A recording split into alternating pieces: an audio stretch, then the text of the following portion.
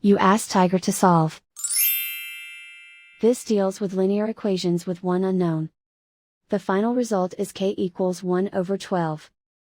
Let's solve it step by step. Simplify the expression. Find the lowest common denominator. Multiply the denominators. Multiply the numerators. Combine the fractions. Combine the numerators. Group all constants on the right side of the equation. Add 1 over 12 to both sides. Combine the fractions.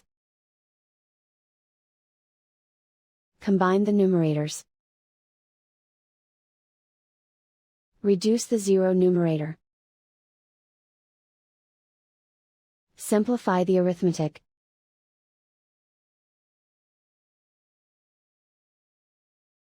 And so the final result is k equals 1 over 12.